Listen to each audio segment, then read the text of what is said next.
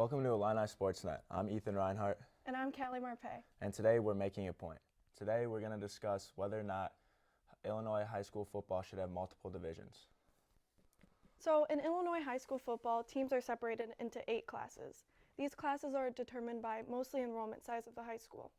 It seems logical that teams would be divided up into classes by enrollment size because more kids coming to the school means a potentially wider skill set for the team, more funding, more resources, better coaches, etc.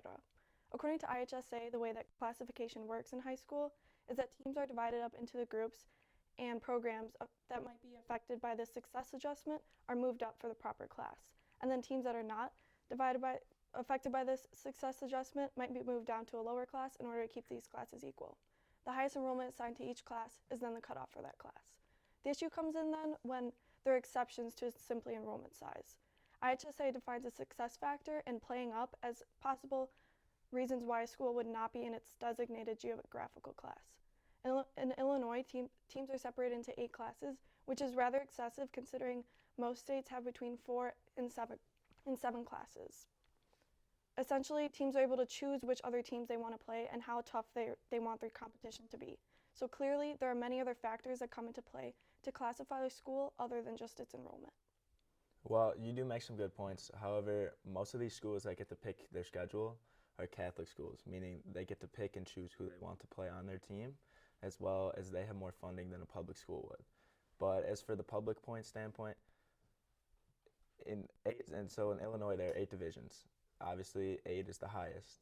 So a few years ago, I believe it was Maine South played Carbondale, who's number 1 in 5A, and Maine South was one of the top teams in 8A. Maine South was up 40 points at halftime. Now, this is just because they're a bigger school. They have more funding, like you said, bigger skill set, more coaches. They have more resources. I think it's sort of unfair.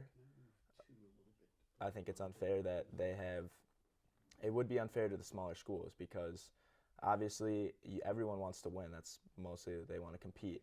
And if you were to take away the classes, yeah, they'd still be able to play some games, win some games, but the overall goal, which everyone usually has, is of going far in the playoffs and making it to a state championship, would be taken away. Because, yeah, you may be able to win a few playoff games, but eventually you're going to run into a bigger school that simply just has more talent, better coaching, they have more resources, so.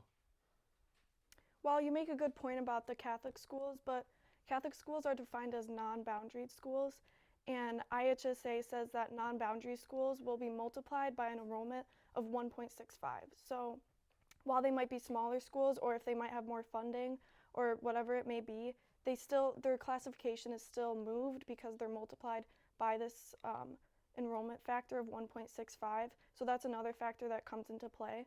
And also another point is that separating schools into 8 classes can lead to a mentality of like this, everyone's a winner because there's 8 classes in football. So when the schools with a lower enrollment and no success factor never experience games against the teams with higher classes, they might not really know what it's like to lose a really tough game. And since the general motivation for separating schools into classes is so that more teams will make it into the playoffs, is it really fair for the teams that have truly put in the work to make it into the playoffs if other teams are making it into it just because there's so many classes?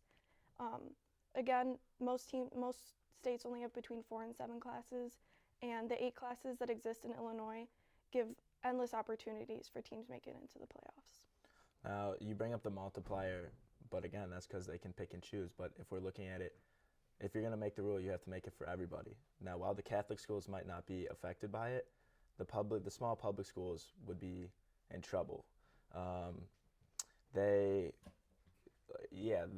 are a lot of winners. However, it's just unfair. And you talk about injury. Eventually, in 8A, you have usually about 80 kids on your football team, and it pretty much decreases with the classes. You have a lot in smaller divisions. You have a lot of kids playing both sides of the football, and that's just their bodies. You can argue that they're getting overused, and that increases the injury. However, and now you're playing against a bigger, better, faster team, and your body's tired. Not only are you more likely to get injury, that's when the game stops becoming fun. You don't want to play anymore because, well, it's tough to win. You don't really have a good shot at it. I'm Callie Marpay, I'm Ethan Reinhardt. and this has been Making a Point. Thank you for watching.